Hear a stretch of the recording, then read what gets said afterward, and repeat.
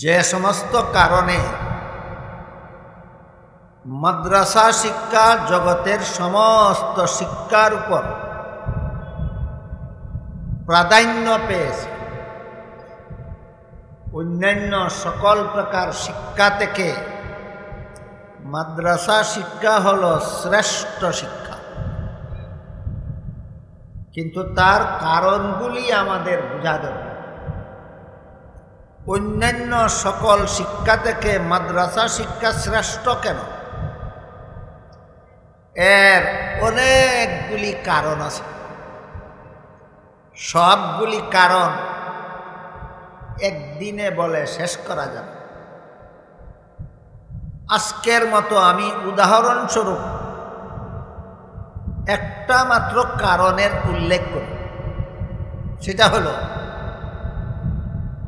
জগতে যত শিক্ষা আছে সমস্ত শিক্ষার মধ্যে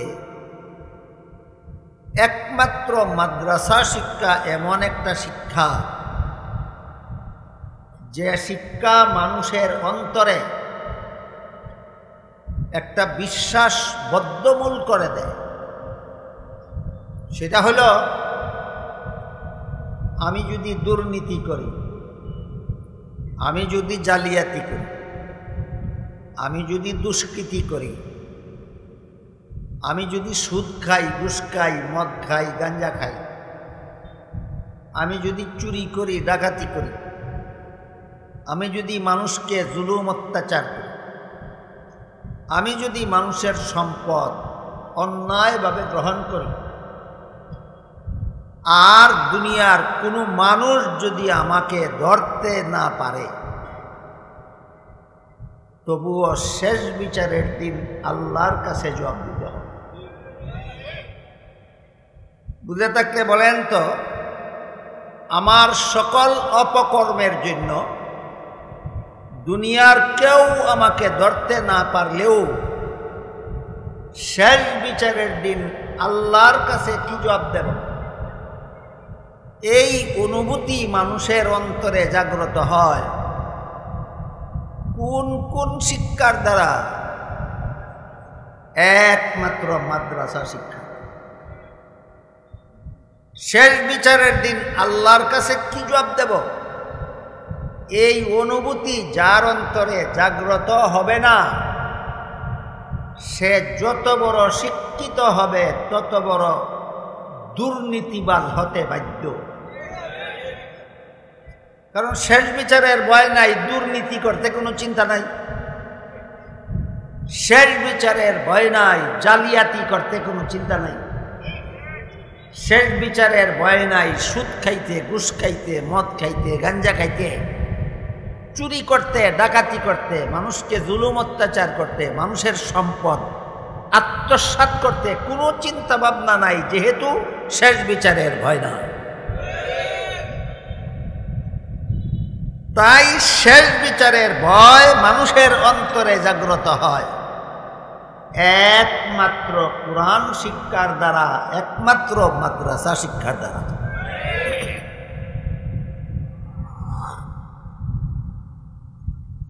মাদ্রাসা শিক্ষার দ্বারা মানুষের অন্তরে, কুরআন শিক্ষার দ্বারা, ইসলামী শিক্ষার দ্বারা মানুষের অন্তরে শেষ বিচারের ভয় কিভাবে জাগ্রত হয়, এর দুই একটা উদাহরণ আমি আপনাদের সামনে তুলে ধরার চেষ্টা করব।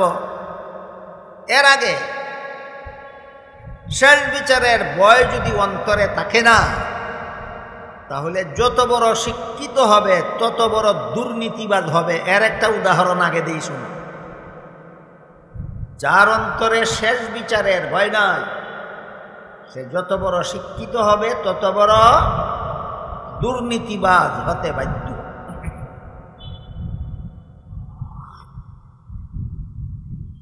আমার জীবনের এই মর্মে, আমার জীবনের একটা ঘটনা আমি প্রায় সময় বলে থাকি। মনে হয় প্রায় 40 বছর আগের ঘটনা। ব্রাহ্মণবাড়িয়া এলাকার একটা মাহফিল থেকে বাড়ি যাওয়ার জন্য রেল স্টেশনে গেলাম।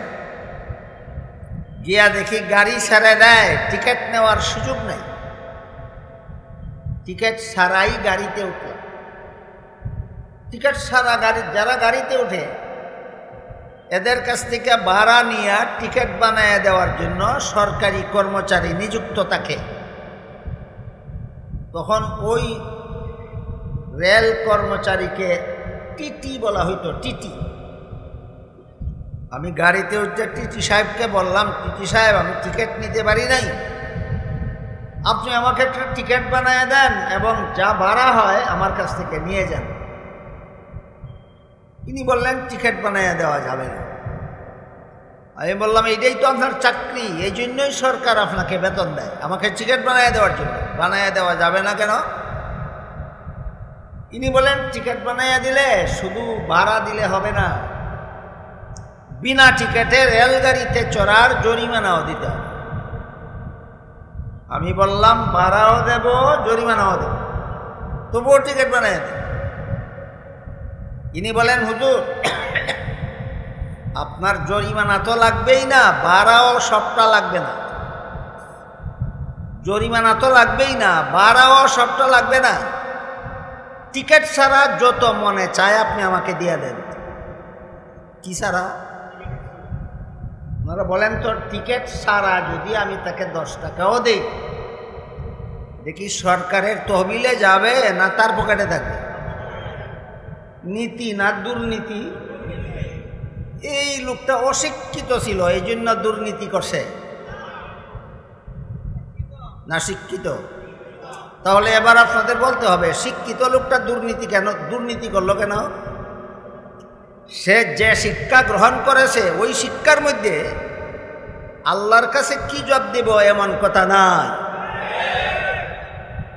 আমার কথা বুঝে থাকলে বলেন, যত রকমের দুর্নীতি আছে, যত রকমের জালিয়াতি আছে, যত রকমের বাটপারি আছে, এগুলি দুনিয়ার মানুষের সাথে করলে আমি আল্লাহর কাছে কি জবাব দেব, এই অনুভূতি কোন শিক্ষায় আছে? একমাত্র মাদ্রাসা শিক্ষায়। এই জন্য বলেছি মাদ্রাসা শিক্ষার মতো শ্রেষ্ঠ কোনো শিক্ষা জগতে নাই।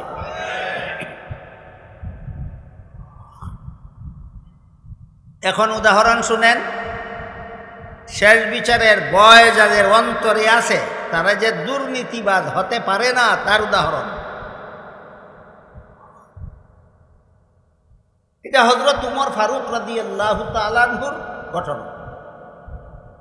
হযরত উমর ফারুক রাদিয়াল্লাহু তাআলা আনহু মরুভূমির রাস্তা দিয়ে যাইতেছিলেন, সাথে কি খাওয়ার কিছু নাই, পেটে লাগছে খিদা। মরুভূমি মানে যেখানে কোনো বাড়িঘর নাই, দোকানপাট নাই, খাদ্য পাওয়া যায় না, কোনো পানি পাওয়া যায় না, এমন হাওরকেই আরব দেশে মরুভূমি বলা হয়। সেই মরুভূমির ভিতর দিয়া উমর যাইতেছেন, সাথে খাওয়ার কিছু নাই, বাড়িঘরও নাই সংগ্রহ করার মতো, দোকানপাটও নাই কিনে নেওয়ার মতো। এমত অবস্থায় হযরত উমর দেখলেন একটা রাখাল ছেলে এক পাল ছাগলের রাখালি করে। ওই রাখাল ছেলেটা তার পালের একটা দুধের ছাগল দোহন করে, দুধ পান করে। হযরত উমর ওই রাখাল ছেলের কাছে গিয়া বললেন, রাখাল ভাই, আমি বড় ক্ষুধার্ত, আমার পেটে বড় খিদা, আমার সাথে খাওয়ার মতো কিছু নাই, তোমাকে দেখলাম একটা ছাগল দোহন করে তার দুধ পান করেছো, আর একটা ছাগলের দুধ দইয়ে একটু আমাকে দাও পান। রাখাল ছেলে খলিফা উমরকে চিনত না, সে একজন মুসাফির মনে করেছিল। সে বলে, মুসাফির ভাই, এই ছাগলের পালের মালিক আমি না, আমি মালিকের বেতনভোগী চাকর। মাস শেষে মালিকে যে নগদ টাকা দেয় সেটাও আমার বেতন। রাখালি করার সময় পেটে খিদা লাগলে একটা ছাগল দোয়াইয়া তার দুধ পান করি, সেটাও আমার বেতন। তুমি যেহেতু আমার মালিকের বেতনভোগী চাকর না, কাজেই মালিকের অনুমতি ছাড়া তোমাকে আমি এক ফোঁটা দুধও দিতে পারব। এই কথা বলার পরে হযরত উমর রাখাল ছেলেকে বললেন, ঠিক আছে, তুমি যদি বিনামূল্যে আমাকে দুধ না দাও, একটা দুধের ছাগল উচিত মূল্যে আমার কাছে বিক্রি করে দাও, এতে একটা উপকার হবে তোমার আর একটা উপকার হবে আমার। আমার উপকার এটাই হবে যে আমি তোমার দুধের ছাগলটা উচিত মূল্যে কিনে নিয়ে ছাগল দোহন করব, এখনই দুধ পান করব, আমার পেটের খিদা যাবে, এটা আমার উপকার। তোমার উপকার হবে এটা যে তুমি একটা দুধের ছাগল আমার কাছে যেই মূল্যে বিক্রি করবা, এই টাকাটা তো আর মালিকে পাইবে না, এটা তুমিই তো খরচ করবা, মালিকের দেওয়া বেতনের অতিরিক্ত পাইলা তুমি, এটা তোমার উপকার। খলিফা উমর এই কথা বলার পরে রাখাল ছেলে উমরকে জিজ্ঞাসা করে, মুসাফির মিয়া, তোমার কাছে একটা দুধের ছাগল বেচা টেহাডা আমি আত্মসাৎ করিয়া ফেললাম, মালিকে যখন কন্যা দেখবো ছাগল একটা কম, তখন তো তোমারে জিজ্ঞাসা করবে না ছাগল কম কেন, আমাকেই জিজ্ঞাসা করবে, আমি কি জবাব দেব? উমর বলেন, মালিক যদি জিজ্ঞাসা করে ছাগল একটা কম কেন, তুমি কইবা ছাগল একটা বাঘে ধরে নিয়ে গেছে গা, ছাগল বাঘে ধরে নিলে রাখাল ছেলে ফিরাইতে পারে না, কাজেই তোমার কোনো দোষ নাই। এই কথা বলা মাত্র রাখাল ছেলে খলিফা উমরের প্রতি দারুণভাবে খেপে গেল। সে তো আর খলিফা উমর চিনে না, সে তো একজন মুসাফির মনে করছে। খেপিয়া কয়, এই বেটা মুসাফির দাঁড়া, আমি যদি তোমার কাছে একটা ছাগল বিক্রি করিয়া টাকাটা আত্মসাৎ করিয়া ফেলি, আর মালিক রে কই ছাগল একটা বাঘে নিছে গা, মালিক 100 ভাগ বিশ্বাস করবে আমাকে, কারণ আমি মালিকের বিশ্বস্ত চাকর। কিন্তু তুই বল, শেষ বিচারের দিন আল্লাহ যখন জিজ্ঞাসা করবেন ছাগল একটা কি করছিলি, তখন কি জবাব দেব? দেখেন, মাঠের একটা রাখাল ছেলে উচ্চশিক্ষিত না মূর্খ? মূর্খ। এমন একটা দুর্নীতির থেকে সে বাঁচল কোন বিচারের ভয়ে? এই ভয় মানুষের অন্তরে সৃষ্টি হয় একমাত্র মাদ্রাসা শিক্ষার দ্বারা।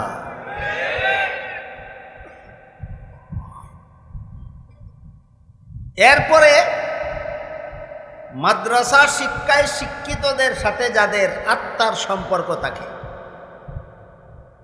তাদের অন্তরেও সেই ভয় সৃষ্টি হয়।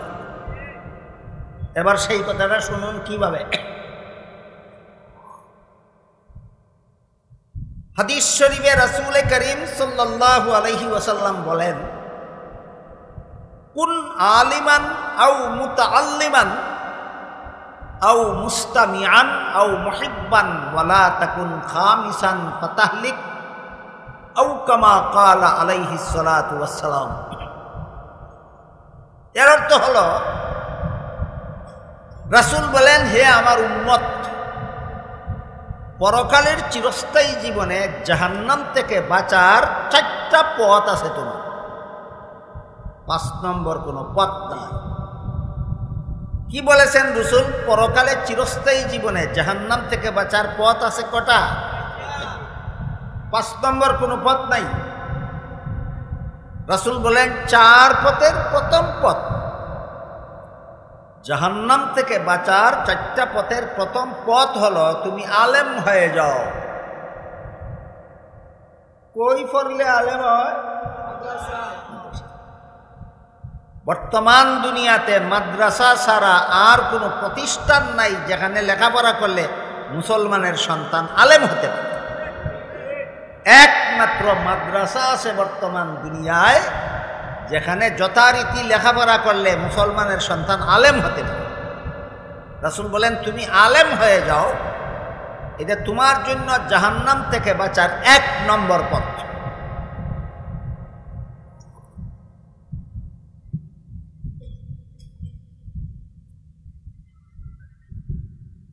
কিন্তু সমাজের সর্বলোকের জন্য আলেম হওয়া সম্ভব নয়, বিভিন্ন কারণে সম্ভব নয়। কোনো মানুষ সারা জীবনভর কৃষিকাজ নিয়ে ব্যস্ত থাকে, তার আলেম হওয়ার সুযোগ নাই। কোনো মানুষ সারা জীবনভর ব্যবসা নিয়ে ব্যস্ত থাকে, তার আলেম হওয়ার সুযোগ নাই। কোনো আলেম প্রায় সারা জীবনভর চাকুরি নিয়ে ব্যস্ত থাকে, উপার্জন রুজি রোজগার নিয়ে ব্যস্ত থাকে, সংসারের ঝামেলা নিয়ে ব্যস্ত থাকে, তার আলেম হওয়ার সুযোগ নেই। কোনো মানুষ জীবনের প্রায় অর্ধাংশ স্কুল কলেজ ভার্সিটির লেখাপড়া নিয়ে ব্যস্ত থাকে, তার আলেম হওয়ার সুযোগ নেই। এই সমস্ত মানুষ যাদের আলেম হওয়ার সুযোগ হয়নি, তাদের জন্য রাসূল বলেন তুমি আলেমের ছাত্র হয়ে যাও, এটা তোমার জন্য জাহান্নাম থেকে বাঁচার 2 নম্বর পথ। মনে রাখবেন 1 নম্বর পথ কোনটা আর 2 নম্বর পথ কোনটা। আলেম হওয়াটা হইল জাহান্নাম থেকে বাঁচার 1 নম্বর পথ। সুযোগ যাদের নাই তাদের জন্য বাঁচার কোনো পথ নাই, আর 2 নম্বর পথ আছে। পথটা কি? আলেমের ছাত্র হয়ে যায়। কিন্তু যেভাবে বিভিন্ন সাংসারিক কাজের কারণে সর্বলোকের আলেম হওয়ার সুযোগ থাকে না, একই কারণে সর্বলোকের আলেমের ছাত্র হওয়ারও সুযোগ থাকে না। কাজেই যে সমস্ত মুসলমানদের জন্য আলেমের ছাত্র হওয়ার সুযোগ নাই, তাদের জন্য রাসূল বলেন তুমি আলেমের কথা মতো জীবনযাপন করো। তুমি আলেমও না, আলেমের ছাত্রও না, কিন্তু তোমার জীবনের সকল কাজ আলেমের কথা মতো করো। এটা তোমার জন্য জাহান্নাম থেকে বাঁচার 3 নম্বর পথ। ভুলে যাবেন না। 1 নম্বর পথটা কি, 2 নম্বর পথটা কি। এই 2 সুযোগ যাদের নাই তাদের জন্য 3 নম্বর পথটা কি, আলেমের কথা মতো জীবনযাপন করো। জীবনের সকল কাজ আলেমের কথা মতো করো।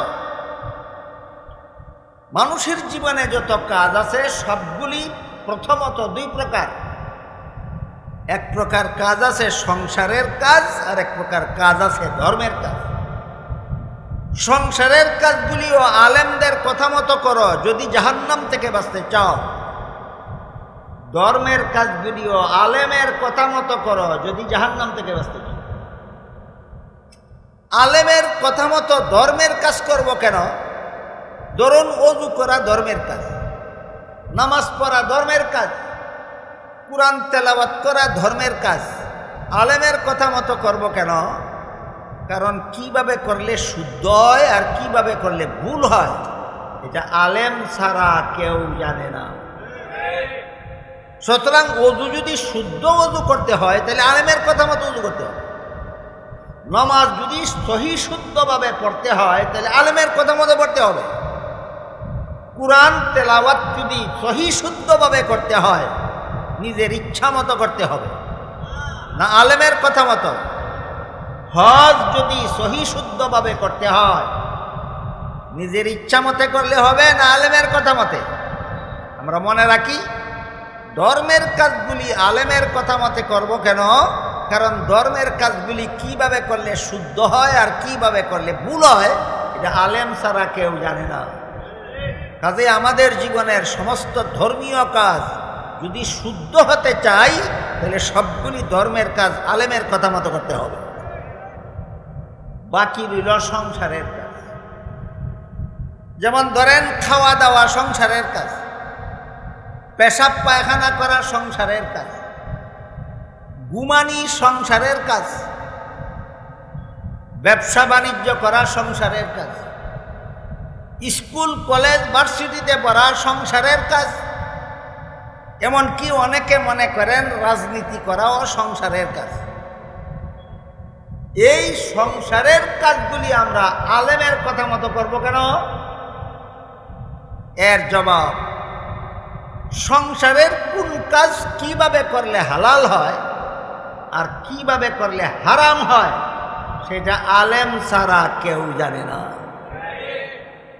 যেমন ধরেন পেশাব পায়খানা ধর্মের কাজ না সংসারের কাজ? সংসারের কাজ। ইচ্ছা মতে করলে হয় না হালাল উপায়ে করতে হয়? পেশাব পায়খানায় আবার হালাল হারাম কি?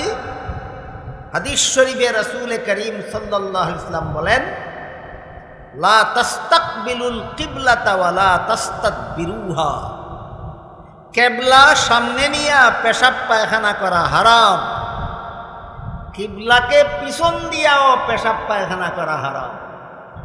সুতরাং তুমি যদি তোমার পেশাব তোমাকে জাহান্নামে নিয়ে যাওয়া না চাও, তুমি যদি না চাও তোমার পায়খানা তোমাকে যেন জাহান্নামে নিয়ে না যায়, আলেমকে জিজ্ঞেস করো কিভাবে পেশাব করলে হালাল হয় আর কিভাবে পেশাব করলে হারাম হয়। হারাম উপায়ে পেশাব করবা, তোমার পেশাব তোমাকে জাহান্নামে নিয়ে যাবে। হারাম উপায়ে পায়খানা করবা, তোমার পায়খানা তোমাকে জাহান্নামে নিয়ে যাবে। আলেমদের কথা মতো হালাল উপায়ে পেশাব পায়খানা করবা, এই পেশাব পায়খানা তোমাকে জাহান্নামে নিয়ে যাবে না। এবার বলেন সংসারের কাজ আলেমের কথা মতো করবো কেন? কারণ কোনটা হালাল আর কোনটা হারাম, সংসারের কাজ কিভাবে করলে হালাল হয় আর কিভাবে করলে হারাম হয়, এটাও আলেম ছাড়া কেউ জানে না। আরো সহজ উদাহরণ শুনেন, খানা পিনার ব্যাপার। হাদিস শরীফে রাসূল করিম সাল্লাল্লাহু আলাইহি ওয়াসাল্লাম বলেন, যে ব্যক্তি বাম হাতে খানা পিনা করে শয়তান তার সাথে খানা পিনা করে। আপনারা কে কে চান যে আপনার সাথে শয়তানে খানা পিনা করুক? চান না? তাহলে শয়তানে কার সাথে খানা পিনা করে এটা কে জানে? আলেমরা জানে। সুতরাং আমি যদি হালাল উপায়ে খাইতে হয়, হালাল উপায়ে বিস্কুট খাইতে হয়, হালাল উপায়ে চা পান করতে হয়, আলেমদের কথা মতে করতে হবে। তা না হলে আমার বিস্কুট খাওয়া আমাকে জাহান্নামে নিয়ে যাবে, আমার চা পান করা আমাকে জাহান্নামে নিয়ে যাবে। খাইলেন তো ঠিক, এক খাওয়ায় মানুষকে জাহান্নামে নেয় আর এক খাওয়া মানুষকে জান্নাতে নেয়। কোন খাওয়া আপনাকে জাহান্নামে নিবে আর কোন খাওয়া আপনাকে জান্নাতে নিবে এটা আলেম ছাড়া কেউ জানে না। সুতরাং সংসারের কাজগুলিও রাসূল বলেন আলেমের কথা মতো করতে হবে। এরপরে স্কুলে পড়া সংসারের কাজ, কলেজে পড়া সংসারের কাজ, ভার্সিটিতে পড়া সংসারের কাজ, আলেমের কথা মতো পড়তে হবে। তা না হইলে আপনার স্কুলের পড়া আপনাকে জাহান্নামে নিয়ে যাবে, আপনার কলেজের পড়া আপনাকে জাহান্নামে নিয়ে যাবে, আপনার ভার্সিটির পড়া আপনাকে জাহান্নামে নিয়ে যাবে। আলেমের কথা মতো স্কুলে পড়বেন, আলেমের কথা মতো কলেজে পড়বেন, আলেমের কথা মতো ভার্সিটিতে পড়বেন, আপনার লেখাপড়া আপনাকে জান্নাতে নিয়ে যাবে। কথা বুঝেন আপনারা আমার? কিভাবে আর একটু খুলাসা করে বুঝুন। স্কুল কলেজ ভার্সিটিতে পড়লে মুসলমানের সন্তান, স্কুল কলেজ ভার্সিটিতে পড়লে দুই শর্ত সাপেক্ষে, স্কুলে পড়লে, কলেজে পড়লে, ভার্সিটিতে পড়লে, স্কুলে পড়ার দ্বারা সওয়াব হয়, কলেজে পড়ার দ্বারা সওয়াব হয়, ভার্সিটিতে পড়ার দ্বারা সওয়াব হয়। বলেন তো স্কুল কলেজ ভার্সিটিতে পড়লেই গুনাহ হয় না দুই শর্তে সওয়াব হয়? বিনা শর্তে না দুই শর্তে? দুই শর্ত। এই দুই শর্ত জানে কে? একমাত্র আলেম জানে। আপনি যদি স্কুলে পড়ে সওয়াবের অধিকারী হতে চান, আপনি যদি কলেজে লেখাপড়া করে সওয়াবের অধিকারী হতে চান, আপনি যদি ভার্সিটিতে লেখাপড়া করে সওয়াবের অধিকারী হতে চান, আলেমদের জিজ্ঞাসা করুন কিভাবে আমি স্কুলে পড়ব, আলেমদের জিজ্ঞাসা করুন কিভাবে আমি কলেজে পড়ব, আলেমদের জিজ্ঞাসা করুন কিভাবে আমি ভার্সিটিতে পড়ব। তার কথা মতে পড়বেন, স্কুলে পড়ে জান্নাতে যাবেন, কলেজে পড়ে জান্নাতে যাবেন, ভার্সিটিতে পড়ে জান্নাতে যাবেন। আমার কথা বুঝে থাকলে বলুন, স্কুল কলেজে পড়লেই জান্নাতে যাওয়া যায় না দুই শর্তে? শর্তগুলি জানার দরকার। জানে কে? আলেমদের। এক নম্বর শর্ত হল, আপনি যদি স্কুলে পড়েও জাহান্নাম থেকে বাঁচতে চান, আপনি যদি কলেজে পড়েও জাহান্নাম থেকে বাঁচতে চান, আপনি যদি ভার্সিটিতে লেখাপড়া করেও জাহান্নাম থেকে বাঁচতে চান, তাহলে প্রথম নম্বর শর্ত হলো আপনাকে ভুলে গেলে চলবে না যে আমি একজন মুসলমান। মুসলমানিত্ব স্মরণ রেখে স্কুলে পড়ো, মুসলমানিত্ব স্মরণ রেখে কলেজে পড়ো, মুসলমানিত্ব স্মরণ রেখে ভার্সিটিতে পড়ো। তোমার স্কুল কলেজের লেখাপড়া তোমাকে জান্নাতে নিয়ে যাবে। মুসলমানিত্ব স্মরণ রাখার মর্ম মুসলমানিত্ব স্মরণ রাখার মর্ম হল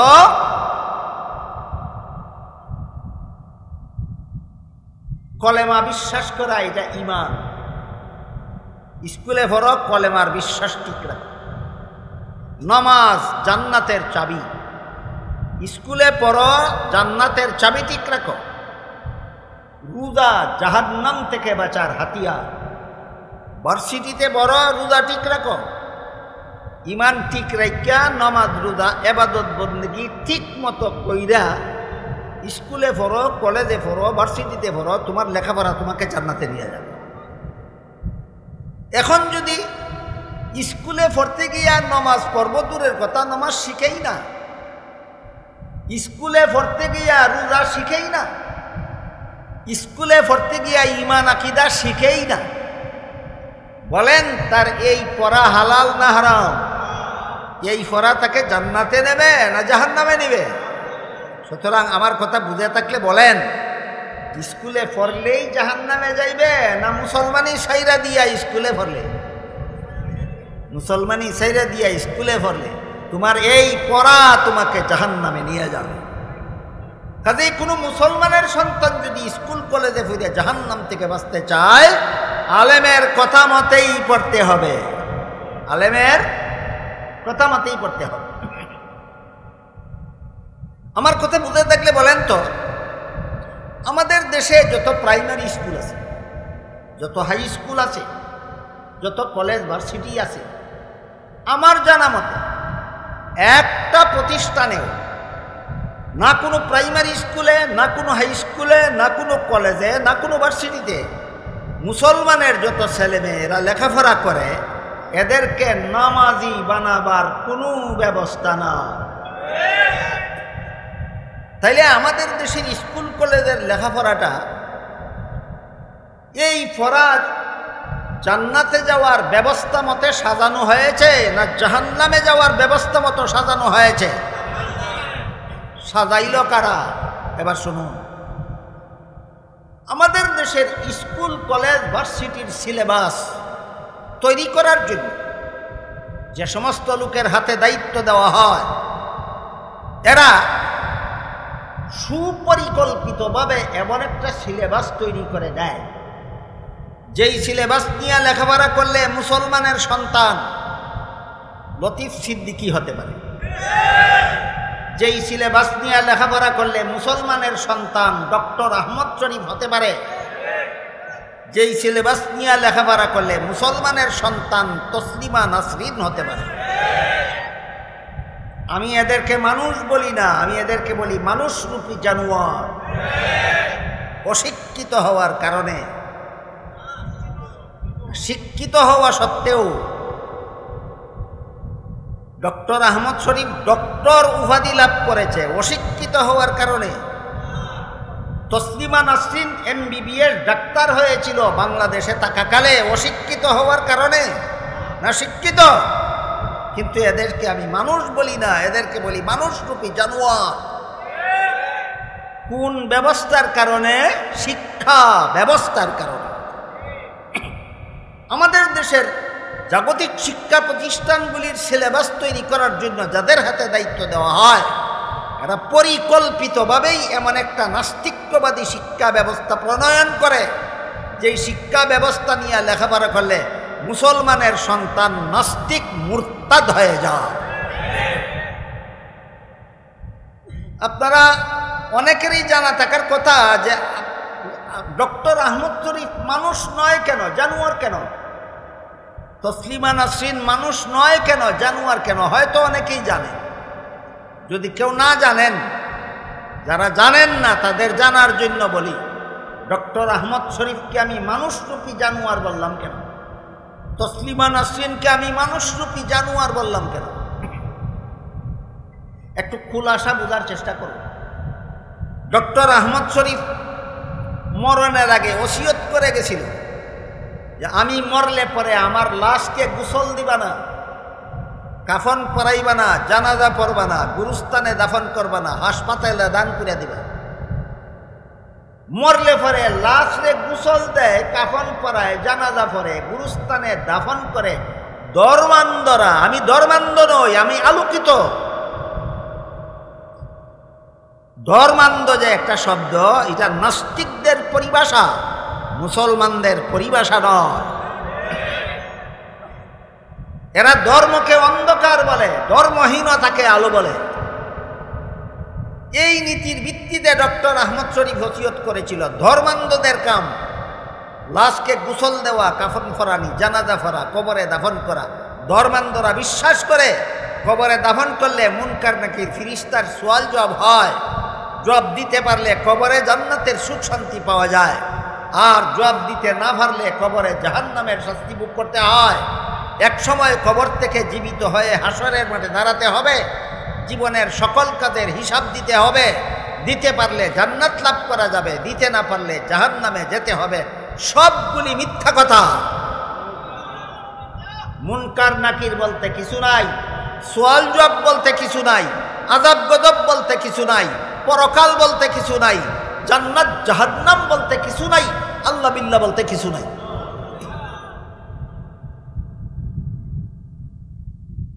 এই দীক্ষাটা পাইল কোথায়? নাস্তিক্যবাদী শিক্ষা ব্যবস্থার থেকে পেয়েছে।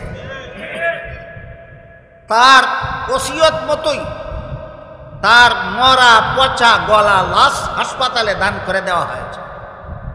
এই প্রসঙ্গে আমি আপনাদের জিজ্ঞাসা করি, আপনাদের এত অঞ্চলটা গ্রামাঞ্চল, গ্রামের প্রায় সব লোকেরাই গৃহস্থী করে, 2-4 জন ছাড়া। আপনারা যারা গৃহস্থী করেন বলেন তো, আপনাদের হাল চাষের বলদ যদি কোনো সময় মরে যায়, কেউ গোসল দেয়, কাফন ফরায়, জানাজা পড়ে, দাফন করে? বলদ মরলেও গোসল নাই, আহমদ শরীফ মরলেও গোসল নেই। বলদেরও কাফন নাই, আহমদ শরীফেরও কাফন নাই। বলদেরও জানাজা নাই, আহমদ শরীফেরও জানাজা নাই। বলদেরও গুরুস্থান নাই, আহমদ শরীফেরও গুরুস্থান নাই। 2 বলদে বেশ কম কত? 2টা বেশ কম আছে, একটা 60 টেঙ্গা বলদ আর একটা 2 টেঙ্গা বলদ। 60 টেঙ্গা বলদটা অশিক্ষিত বলদ, 2 টেঙ্গা বলদটা শিক্ষিত বলদ। বলেন লেখাপড়া না কইরা বলদ হইছে না লেখাপড়া কইরা বলদ হইছে? শিক্ষা ব্যবস্থার কুফল। এবার শুনেন, তসলিমা নাসরিনকে কেন আমি মানুষরূপী জানোয়ার বলেছি? তসলিমা নাসরিন অপরপক্ষ বইয়ের মধ্যে লিখেছে। আল্লাহর দোহাই দিয়া বলি, এই সমস্ত নাস্তিকদের লেখা বই পুস্তক আপনারা পড়বেন না। আপনারা যারা সুযোগ্য আলেম নন, আপনারা পড়বেন না। এদের শয়তানি যুক্তির জবাব দিতে পারবেন না, আপনিও বেঈমান হয়ে যাবেন। আমাদের পড়তে হয় কেন? আপনাদেরকে বেঈমানির হাত থেকে রক্ষা করার জন্য, এদের কুযুক্তির জবাব দেওয়ার জন্য। তসলিমা নাসরিন অপরপক্ষ বইয়া লেখে, আমার পেট আমার শরীরের অঙ্গ। পেট পেট আমার পেট আমার শরীরের অঙ্গ, আমার স্বামীর শরীরের অঙ্গ নয়।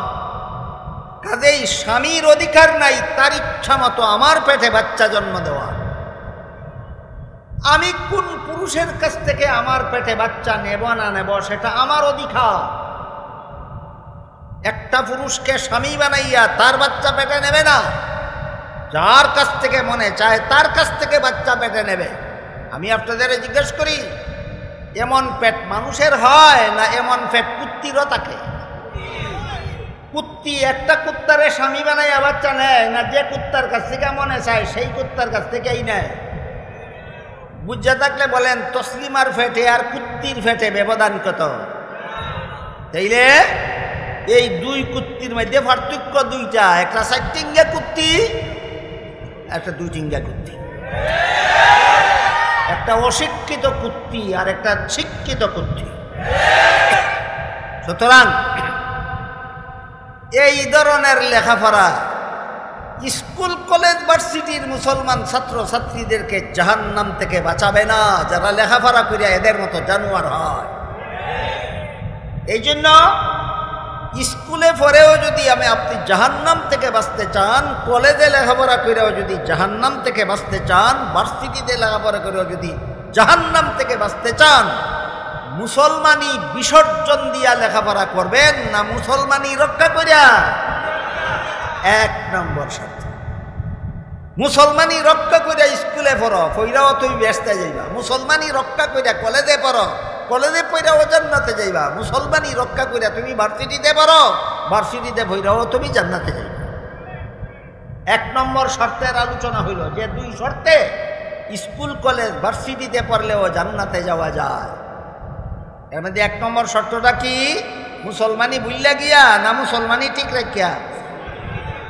এখন গিয়া দেখেন দিছেরা কজনে মুসলমানি ঠিক রাখিয়া পড়ে। এই বিবেচনার বার আপনাদের হাতে দিলাম। এবার 2 নম্বর শর্ত। 2 নম্বরটা কইতে কইতে 1 নম্বরটা ভুলে দেবেন না তো?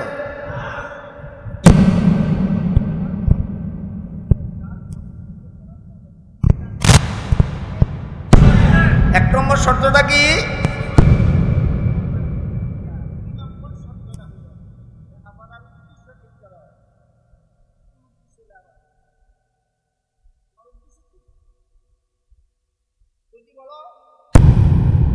স্কুলে কলেজে ভার্সিটিতে লেখাপড়া করলে একটা সরকারি সার্টিফিকেট পাইলে, সরকারি চাকরি পাইলে জীবন ভর সরকারি বেতন ভাতা ভোগ করা যাবে। এই উদ্দেশ্যে যদি তুমি স্কুল কলেজ ভার্সিটিতে পড়ো, নিজের বিবেককে জিজ্ঞেস করো, তোমার লেখাপড়ার উদ্দেশ্য সমাজের সেবা না পেটের সেবা? পেটের সেবার জন্য তুমি লেখাপড়া করো, সমাজ সেবার দাবি কইরা খামোখা সমাজকে দুঃখা দিও না। আমার কথা বুঝেন আপনারা? এই যে কোনো লেখাপড়ার উদ্দেশ্য পেটের সেবা হতে পারে না। এমনকি কোনো মুসলমানের সন্তান যদি মাদ্রাসায় কোরআন হাদিস শিখে পেটের সেবার উদ্দেশ্যে, তার লেখাপড়া হারাম। লেখাপড়া, তার কোরআন পড়া হারাম, তার হাদিস পড়া হারাম। হাদিস শরীফে রাসূল করিম সাল্লাল্লাহু আলাইহি ওয়াসাল্লাম বলেন, কোরআন হাদিসের শিক্ষা যদি কেউ গ্রহণ করে দুনিয়ার সম্পদ উপার্জনের লালসায়, দুনিয়ার সম্পদ উপার্জনের লালসায়, রাসূল বলেন সে জান্নাতে যাবে দূরের কথা, জান্নাতের সুগন্ধও পাবে না। যাবে কোথায়? বুঝা থাকলে বলেন, কি ফইরা জাহান্নামে গেল? ইংরেজি ফইরা জাহান্নামে গেল? ইতিহাস ভূগোল ফইরা না বিজ্ঞান ফইরা না কোরআন হাদিস ফইরা? কোরআন হাদিস ফইরা জাহান্নামে গেলে কেন? উদ্দেশ্য ঠিক নাই, পেটের সেবার জন্য লেখাপড়া করে। কথা বুঝে আসে কিনা? দুঃখের বিষয়। মাদ্রাসা শিক্ষাকেও সংস্কার করা দরকার। কোনো ছাত্র যেন মাদ্রাসায় পেটের সেবার উদ্দেশ্যে লেখাপড়া করে না, তাহলে কোরআন হাদিস পড়েও জাহান্নামে যাইব। কোন উদ্দেশ্যে পড়বে এটা আমি একটু পরে বলতেছি, যদি আপনারা মনোযোগে শুনেন। মাদ্রাসায় পড়নেওয়ালাদের একটা মহান উদ্দেশ্য থাকতে হবে, স্কুল কলেজে পড়নেওয়ালাদের একটা মহান উদ্দেশ্য থাকতে হবে। পেটের সেবার উদ্দেশ্যে মাদ্রাসায়ও পড়া যাবে না, পেটের সেবার তুচ্ছ উদ্দেশ্যে স্কুলেও পড়া যাবে না। মহান উদ্দেশ্যে লেখাপড়া করতে হবে, চাই মাদ্রাসায় পড়ো চাই স্কুলে।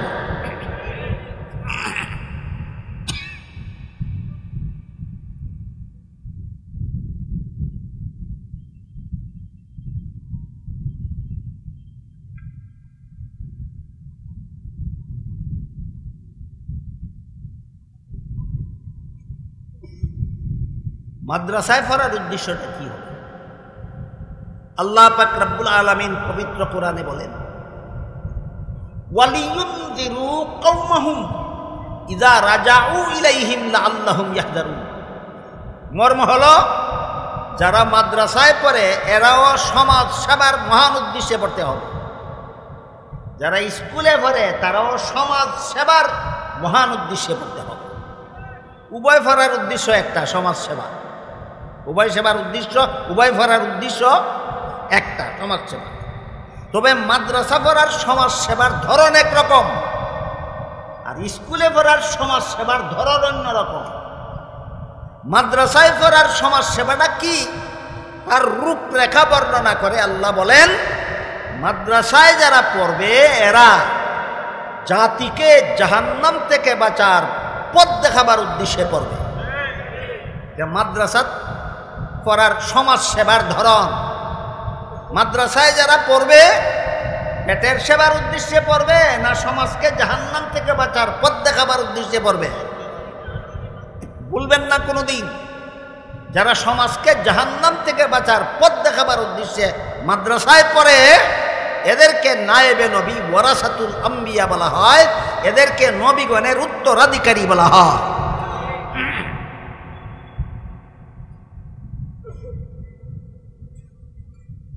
কাজেই মাদ্রাসার ছাত্রদের যেমন লেখাপড়ার উদ্দেশ্য ঠিক করতে হবে, তা না হইলে তার কোরআন পড়া তারা জাহান্নামে নিয়ে যাবে। এই কথাটা বুঝলেন তো এতক্ষণে? তা না হইলে তার হাদিস পড়া তাকে জাহান্নামে নিয়ে যাবে। ঠিক তেমনিভাবে আমরা যারা আপনাদেরকে ওয়াজ নসিহত করি, আমাদেরও সৎ উদ্দেশ্য থাকতে হবে, অসৎ উদ্দেশ্য যেন না থাকে। আমরা যারা আপনাদেরকে ওয়াজ নসিহত করি, বলুন তো কি উদ্দেশ্যে লেখাপড়া করেছিলাম? কোন সমাজ সেবা? জাতিকে জাহান্নাম থেকে বাঁচার পথ দেখানি, সমাজের মানুষকে জাহান্নাম থেকে বাঁচার পথ দেখাবার উদ্দেশ্যে আমরা লেখাপড়া করেছিলাম। সুতরাং ওয়াজে যেন সেই উদ্দেশ্য বিচ্যুত না হয়। আমার ওয়াজের উদ্দেশ্য যেন 50,000 টাকা কামাই করা না হয়, আমার ওয়াজের উদ্দেশ্য যেন হয় মানুষকে জাহান্নাম থেকে বাঁচার পথ দেখাইয়া দেওয়া। এখন যদি কোনো বক্তা আপনার সাথে কন্ট্যাক্ট করে, আমি 1 ঘন্টা ওয়াজ করব, কে শুনলো না সেটা আমার দেখার ব্যাপার নয়, কে বুঝলো না সেটা আমার বোঝার ব্যাপার নয়, কে আমল করলো কে করলো না সেটা আমার হিসাব করার ব্যাপার নয়। 1 ঘন্টা বক্তৃতা করব, 50,000 টাকা দিতে হবে। সমাজ সেবার জন্য ওয়াজ করে না পেটের সেবা? এর লেখাপড়ার উদ্দেশ্য ছিল অসৎ, এই জন্য এই অসৎ বক্তার ওয়াজ করার উদ্দেশ্য অসৎ।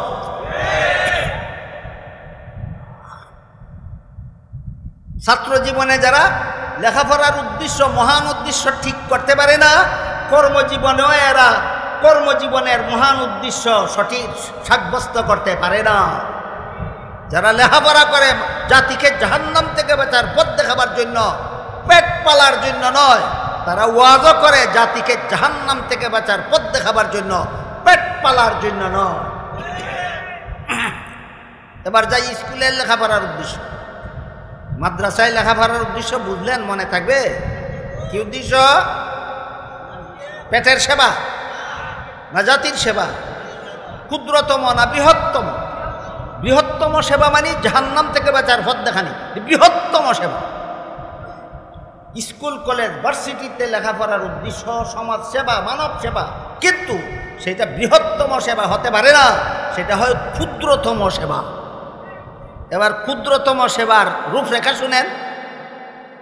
আপনার একটা ছেলে, ধরুন আপনার একটা ছেলে মেডিকেল কলেজে লেখাপড়া করে, তার উদ্দেশ্য আমি মেডিকেল কলেজে লেখাপড়া করে একজন সুযোগ্য ডাক্তার হব, ডাক্তার হলে পরে আমি রুগীদের চিকিৎসা করব, আমার চিকিৎসায় রুগীরা সুস্থ হয়ে সুস্থ জীবন যাপন করবে। মহান উদ্দেশ্য। কি উদ্দেশ্য? মহান উদ্দেশ্য। আর একটা ছেলে মেডিকেল কলেজে লেখাপড়া করে, সেভাবে আমি সার্টিফিকেট পেয়ে ডাক্তার হয়ে আমি রুগীদের প্রেসক্রিপশন দেব, আমার প্রেসক্রিপশনের ঔষধ খেয়ে রুগীরা সুস্থ হলো না অসুস্থ রইল সেটা আমার দেখার ব্যাপার নয়। আমি প্রতি রুগীর কাছ থেকে আমি ডেলি যদি 1,000 টাকা ফিস আদায় করি, তাহলে ডেলি আমার 1 লক্ষ টাকা রুজি হবে। এটা কি মানব সমাজ সেবার উদ্দেশ্যে লেখাপড়া হইল না পেটের সেবা? এটা অসৎ উদ্দেশ্যে লেখাপড়া করা।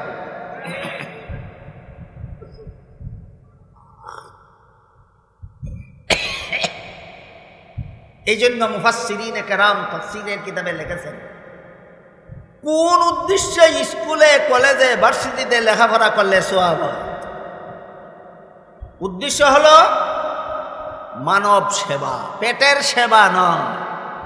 তবে স্কুল কলেজ ভার্সিটিতে লেখাপড়া করার দ্বারা মানবের যে সেবাটা হয় সেটা ক্ষুদ্রতম, আর মাদ্রাসায় লেখাপড়া করে সমাজের যে সেবা হয় সেটা বৃহত্তম। এবার বুঝুন বৃহত্তম সেবা আর ক্ষুদ্রতম সেবার পার্থক্য। আপনার একটা ছেলে মাদ্রাসায় লেখাপড়া করে আলেম হয়ে উন্নত মানের কোনো প্রতিষ্ঠানে খেদমত করার সুযোগ পাইল না। সকালবেলার মক্তবে মুসলমানের ছোট ছোট ছেলে মেয়েদেরকে কলেমা শিখায়। বলেন কি শিখায়?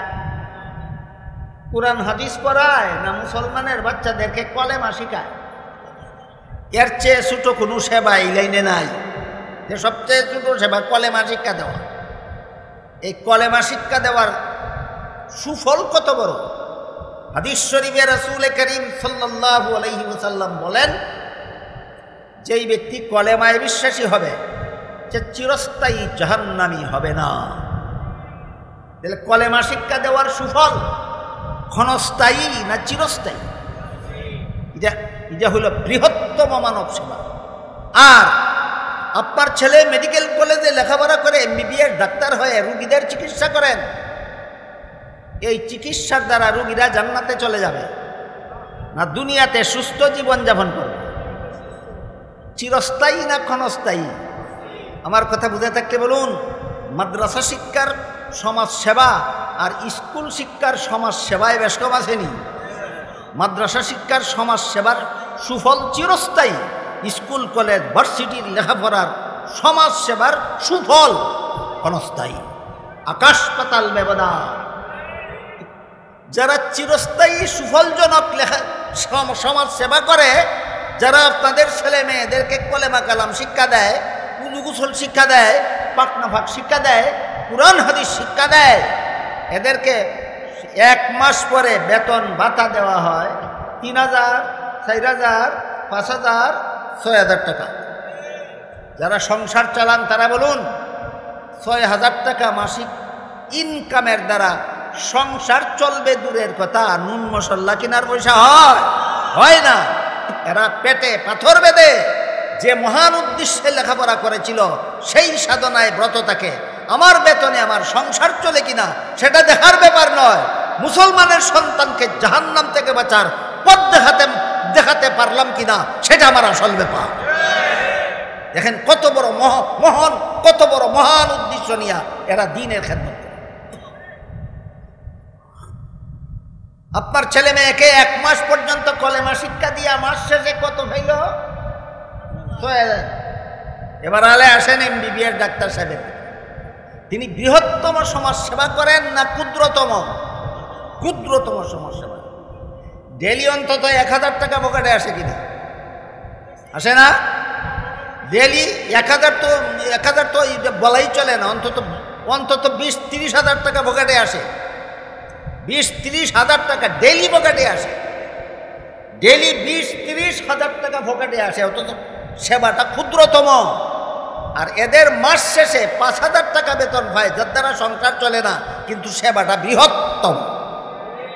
2 শিক্ষার সমাজ সেবার ব্যবধান, পার্থক্যটা আমি আপনাদের বুঝাতে পারলাম। এর একমাত্র কারণ মাদ্রাসা শিক্ষার চেয়ে শ্রেষ্ঠ কোনো শিক্ষা দুনিয়াতে নাই। গেল স্কুলে লেখাপড়া, স্কুলে কলেজে ভার্সিটিতে লেখাপড়া করব কার কথা মতো? এর কারণ আলোচনা হইল। আপনারা যদি মনে করেন অতিষ্ঠ হয়ে গেছেন, কথা অনেক লম্বা হয়ে গেছে, এখানেই অসমাপ্ত রাখি, নাইলে বাকি 4 নম্বরটা কই?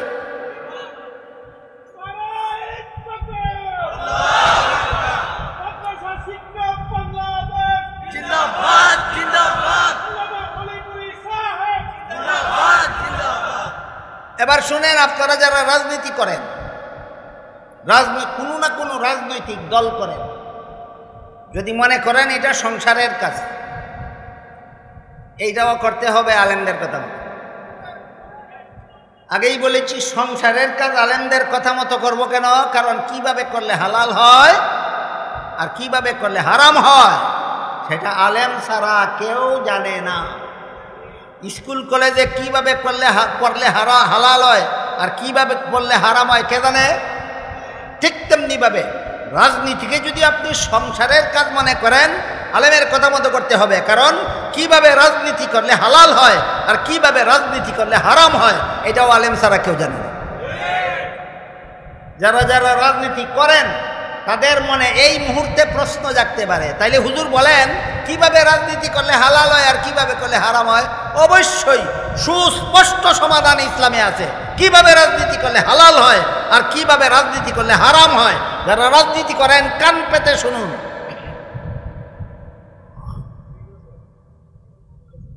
যেভাবে রাজনীতি করলে জনগণের অধিকার রক্ষা হয়, যেভাবে রাজনীতি করলে জনগণের অধিকার রক্ষা হয়, সেইভাবে রাজনীতি করা হালাল নয়, সওয়াবের কাজ। সেইভাবে রাজনীতি করা সওয়াবের কাজ। যেইভাবে রাজনীতি করলে জনগণের অধিকার রক্ষা হয় না, সেইভাবে রাজনীতি করা হারাম। তোমাদের রাজনীতি তোমাদেরকে জাহান্নামে নিয়ে যাবে।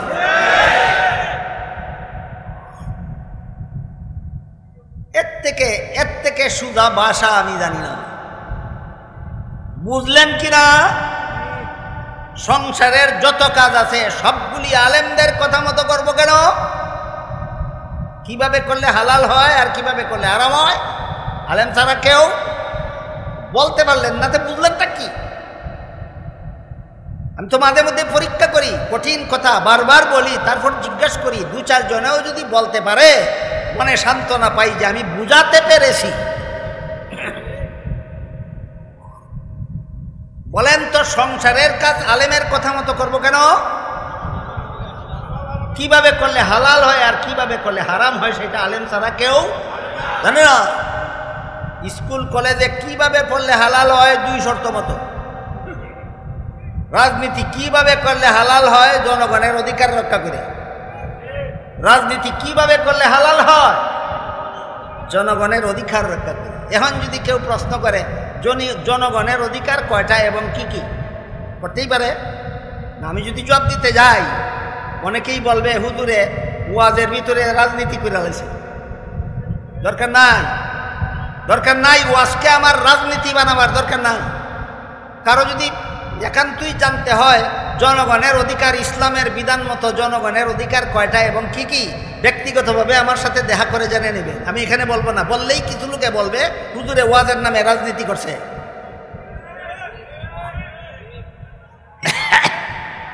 এবার শুনেন, হাদিস শরীফে রাসূল করিম সাল্লাল্লাহু আলাইহি ওয়াসাল্লাম বলেন, জাহান্নাম থেকে বাঁচার 4টা পথ আছে আমার উম্মতের জন্য, 5 নম্বর কোনো পথ নাই। মনে আছে কথা? 1 নম্বর আলেম হও। আলেম হওয়ার সুযোগ যাদের নাই তাদের জন্য 2 নম্বর আলেমের ছাত্র হও। ছাত্র হওয়ার সুযোগও যাদের নাই তাদের জন্য জাহান্নাম থেকে বাঁচার 3 নম্বর পথ, জীবনের কিছু কাজ আলেমের কথা মতো করো। কি বুঝলেন এতক্ষণে? জীবনের কিছু কাজ।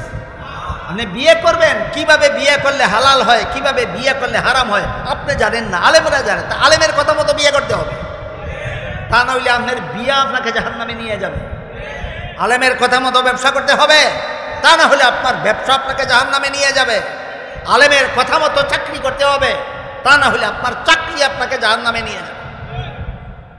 কাজেই যাদের আলেম হওয়ার সুযোগ নাই, আলেমের ছাত্র হওয়ারও সুযোগ নাই, তাদের জন্য জাহান্নাম থেকে বাঁচার 3 নম্বর পথ হলো জীবনের কিছু কাজ আলেমের কথা মতো করো।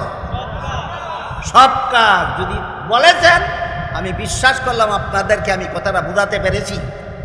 এবার শুনুন, যেই লোকের আলেম হওয়ারও সুযোগ নাই, আলেমের ছাত্র হওয়ারও সুযোগ নাই, আলেমের কথা শোনারও সুযোগ নাই। কথা শোনার সুযোগ না থাকে কিভাবে? আপনাদেরকে আলেমের কথা শোনার সুযোগ দেওয়ার জন্য মাদ্রাসার পক্ষ থেকে এই সম্মেলন করা হয়। এটাই বলেছিলাম শুরুতে, কেন মাদ্রাসায় সম্মেলনের আয়োজন করে? আপনাদেরকে আলেমের কথা শুনে যেন জাহান্নাম থেকে বাঁচতে পারেন সেই পথ দেখাবার জন্য। আলেমের কথা শোনারও সুযোগ যদি না হয়, ওয়াজ মাহফিলে আসলেই তো আলেমের কথা শোনার সুযোগ হয়, তাহলে আলেমের কথা শোনার সুযোগ হয় না কিভাবে? এর একটা উদাহরণ, ধরুন এক ব্যক্তি 10 বছরের জন্য জেলখানায় বন্দী হয়ে গেল।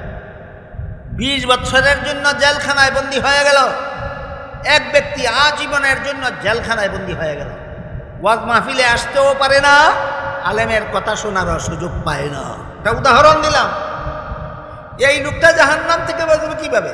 নিজে আলেমও না, আলেমের ছাত্রও না, আলেমের কথা শোনার জন্য জেল থেকে বের হয়ে ওয়াজ মাহফিলেও আসতে পারে না। এই লোকটার জন্য রাসূল বলেন, আও মুহিব্বান, তুমি আলেমকে মহব্বত করো, ভালোবাসো। ভালোবাসা এটা অন্তরের কাজ, তুমি অন্তর দিয়ে আলেমকে ভালোবাসো, এটাই তোমার জন্য জাহান্নাম থেকে বাঁচার ব্যবস্থা। কত নম্বর? 4 নম্বর। 4 নম্বর ব্যবস্থাটা কাদের জন্য? যাদের আলেম হওয়ার সুযোগ আছে, যাদের ছাত্র হওয়ার সুযোগ আছে, যাদের আলেমদের কথা শোনার সুযোগ আছে, না, কোনো সুযোগ নাই, তাদের জন্য তুমি আলেমকে মহব্বত করবা। এই মহব্বত তোমাকে জাহান্নাম থেকে বাঁচাবে, এই মহব্বতটাই তোমাকে জাহান্নাম থেকে বাঁচাবে। আমাদের বর্তমান সমাজে যথেষ্ট পরিমাণ মুসলমান এমনও আছে, অনেক সাধারণ মুসলমানের চেয়ে শিক্ষিত মুসলমানের সংখ্যা এই ক্ষেত্রে বেশি, যারা মনে করে আলেমগণ সমাজের বোঝা, আলেমগণ সমাজের বোঝা, এদেরকে সমাজ লালন পালন করতে হয়। জিজ্ঞাসা করি, এই সমস্ত কথা যারা বলে এরা কোন মৌলবীরে ক টাকা দিয়ে সাহায্য করছিল কবে? একটাও না। এরা আকাশ ছোঁয়ার চাফাবাজি করতে পারে, এরা সমাজের কোনো উপকারী কাজ করতে পারে না। এরা সমাজের মধ্যে একটা গুজব ছড়ায়। কি গুজব ছড়ায়? যে আলেমরা বেকার, সমাজের জন্য বেকার, আলেমরা সমাজের বোঝা, সুতরাং আলেমদের প্রতি এদের অন্তরে মহব্বত না ঘৃণা? ঘৃণা। এরা এই 4 নম্বর পথ বুঝার মতো যোগ্যতা এদের বাকি নাই। এরা যুক্তি খুঁজে আলেমদেরকে কোন যুক্তিতে আমি মহব্বত করব, আলেমদেরকে কোন যুক্তিতে মহব্বত করব। এই প্রশ্নের জবাবটা আমি পরিষ্কারভাবে আপনাদের বলে দিতে চাই। আমি আলেম হইতে পারলাম না, আমি আলেমের ছাত্র হইতে পারলাম না, আমি আলেমের কথা শোনার সুযোগ পাইলাম না, শুধু অন্তর দিয়ে মহব্বত করব কোন যুক্তিতে? এই যুক্তিটা আগে শুনুন। যুক্তিটা হইল, দুনিয়ার মানুষকে জাহান্নাম থেকে বাঁচার পথ দেখাবার দায়িত্ব পালন করতেন নবীগণ। বলেন, দুনিয়ার মানুষকে জাহান্নাম থেকে বাঁচার পথ দেখাবার দায়িত্ব ছিল কাদের? নবীদের। বর্তমান দুনিয়াতে নবী নাই, বর্তমান দুনিয়াতে নবী নাই। আমাদের শেষ নবী বলে গেছেন, নবীগণের দায়িত্ব পালন করবেন আলেমগণ।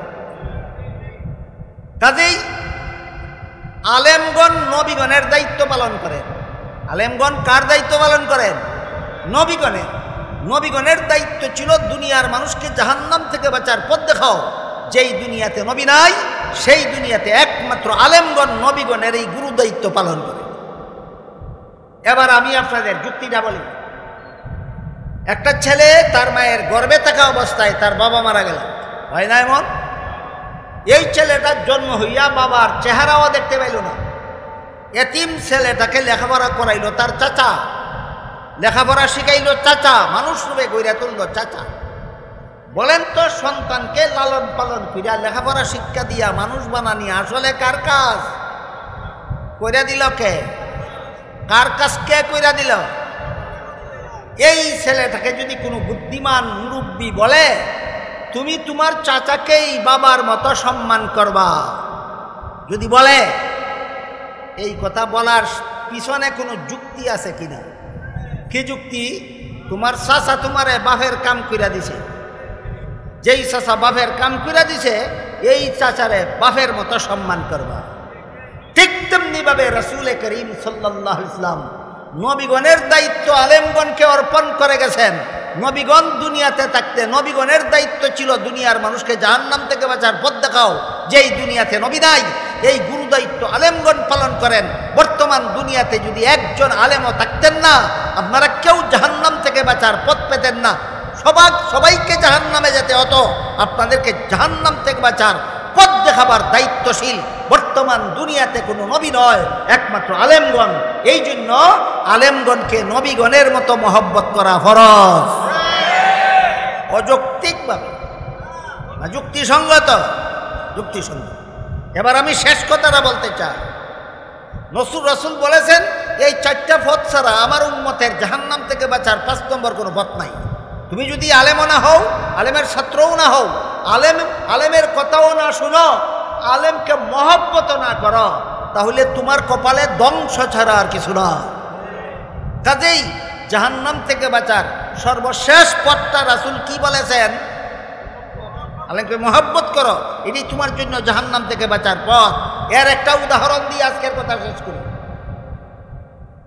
হাদিস শরীফে রাসূল করিম সাল্লাল্লাহু আলাইহি ওয়াসাল্লাম বলেন, হাসরের মাঠে যখন সারা দুনিয়ার সমস্ত মানুষ জীবিত হয়ে দাঁড়াবে, তখন আল্লাহ আলেমদেরকে বলবেন, হে আলেমরা, তোমরা জগতের সমস্ত মানুষ থেকে আলাদা হয়ে আলাদা কাতারে দাঁড়াও। আল্লাহ রাসূল বলেন, আলেমগণ যখন অন্যান্য মানুষ থেকে আলাদা হয়ে আলাদা কাতারে দাঁড়াবেন, আল্লাহ আলেমদেরকে বলবেন, দুনিয়াতে আমি আল্লাহ তোমাদেরকে আলেম হওয়ার সৌভাগ্য দান করেছিলাম, জাহান্নামের আগুন দিয়ে জ্বালাবার জন্য নয়, তোমরা জান্নাতে চলে যাও। আল্লাহর হুকুমে আলেমগণ যখন হাসরের মাঠ থেকে জান্নাতের পথে রওনা হবেন, রাসূল বলেন সেই পথের পাশে কিছু গুনাহগার মুসলমান দাঁড়িয়ে থাকবে। এরা আলেমও নয় আবার গুনাহগারও, আলেমও নয় আবার গুনাহগার। এই সমস্ত গুনাহগার মুসলমান জাহান্নামগামী জান্নাতগামী আলেমদেরকে পিছন থেকে ডাকবে আর বলবে, হুজুর, আপনার জান্নাতে আপনি চলে যাচ্ছেন, আমার বিপদের একটা কথা শুনে যান। বিপদের কথা শুনে আলেমরা ফিরে দাঁড়াইব, দাঁড়াই কইব, কি বলতে চাও? কইব, আল্লাহ আমার গুনার কারণে জাহান্নামে যাওয়ার হুকুম দিয়া দিছে, জাহান্নামে যাওয়ার হুকুম দিয়া দিছে, অথচ দুনিয়াতে আমি আপনাকে মহব্বত করতাম। কত নম্বর ফতে ছিল? 4 নম্বর। 5 নম্বর কোনো পথ নাই, 4 নম্বর ফতে ছিল, আমি আপনাকে মহব্বত করতাম। রাসূল বলেন, আলেমকে যে মহব্বত করতো এই গুনাহগার মুসলমানটা এক একজনে এক একটা প্রমাণও পেশ করবে। কেউ বলবে, আমি যে আপনাকে দুনিয়াতে মহব্বত করতাম তার প্রমাণ অমুক দিন আমি আপনাকে 1 গ্লাস পানি পান করতে দিয়েছিলাম। আপনারা বলুন, একজন সাধারণ মুসলমান একজন আলেমকে 1 গ্লাস পানি পান করতে দেয় ঘৃণা করিয়া না মহব্বত করিয়া? কি দিল সেটা ব্যাপার না, কেন দিল সেটা আসল ব্যাপার, মহব্বত। আর একজন মুসলমান বলবে, আমারও অবস্থা এইরকম, আমি আপনাকে মহব্বত করতাম, তার প্রমাণ আমি আপনাকে একদিন 1 বদনা উজুর পানির ব্যবস্থা করে দিয়েছিলাম। একজন আলেমকে একজন সাধারণ মুসলমান উজু করার জন্য 1 বদনা উজুর পানির ব্যবস্থা করে দেয় ঘৃণা করিয়া না মহব্বত করিয়া? এরপরে বলবে, কিন্তু আমাদের গুনার কারণে আল্লাহ হুকুম দিয়েছেন জাহান্নামে যাওয়ার জন্য। রাসূল বলেন, গুনাহগার মুসলমানদের মুখে এই কথা শুনে আলেমগণ নিজেদের জান্নাতে যাওয়া বিরতি দিয়ে দাঁড়িয়ে যাবে। তারা মনে মনে বলবেন, আমার জান্নাতে আমি পরে যাই, শেষ চেষ্টা করে দেখি লোকটাকে জাহান্নাম থেকে বাঁচানো যায় কিনা। এই জন্য অন্য হাদিসে রাসূল বলেছেন, আল্লাহ এবং আল্লাহর রাসূলের পরে আলেমগণের চেয়ে বড় জনদরদি জগতে আর কেউ না। দুনিয়াতেও নিজের পেটে ভাত্তর বেন্দা মুসলমানের সন্তানদের কলেমা শিক্ষা দিয়া জাহান্নাম থেকে বাঁচায়, আখেরাতেও নিজের জান্নাতে যাওয়া বিরতি দিয়া গুনাহগার মুসলমানকে জাহান্নাম থেকে বাঁচায়। এই জন্য রাসূল বলেন, আল্লাহ এবং আল্লাহর রাসূলের পরে আলেমগণের চেয়ে বড় জনদরদি দুনিয়াতে আর কেউ না। আলেমগণ নিজেদের জান্নাতে যাওয়া বিরতি দিয়ে দাঁড়াবেন, দাঁড়িয়ে আল্লাহকে বলবেন, হে আল্লাহ, এই লোকটা ঠিকই বলেছে, আমি সাক্ষী, আমাকে মহব্বত করতো বলেই 1 গ্লাস পানি পান করাইছিল। ওই লোকটা ঠিকই বলেছে, আমি সাক্ষী, আমাকে মহব্বত করতো বলেই আমাকে 1 বদনা উজুর পানির ব্যবস্থা করে দিয়েছিল। আলেমদের কথা শুনে আল্লাহ বলবেন, হে আলেমরা শোনো, এদের গুনার কারণে আমি এদেরকে হুকুম দিছি জাহান্নামে যাইতো, তোমরা যেহেতু সাক্ষী দিলা, তোমরা মহব্বত করতো, তোমাদের সাক্ষীর কারণে আমি এদেরকে মাফ করে দিলাম।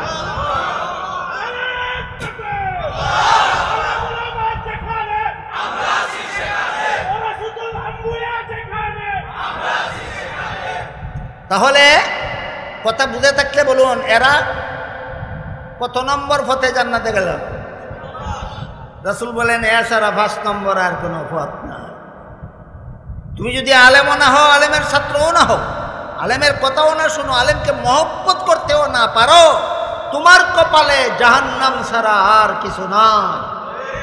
এই জন্য আলেম হওয়াটাও মাদ্রাসা শিক্ষার সাথে সম্পর্কিত, আলেমের ছাত্র হওয়াটাও মাদ্রাসা শিক্ষার সাথে সম্পর্কিত, আলেমের কথা শোনাটাও মাদ্রাসা শিক্ষার সাথে সম্পর্কিত, আলেমকে মহব্বত করাটাও মাদ্রাসা শিক্ষার সাথে সম্পর্কিত। সুতরাং মাদ্রাসা শিক্ষার চেয়ে শ্রেষ্ঠ কোনো শিক্ষা জগতে না। আল্লাহ আপনাদের আমাদের সবাইকে এই শ্রেষ্ঠ শিক্ষার সাথে জড়িত দেখে জীবনকে ধন্য করার সৌভাগ্য দান করুন। সবাই বলুন আমিন।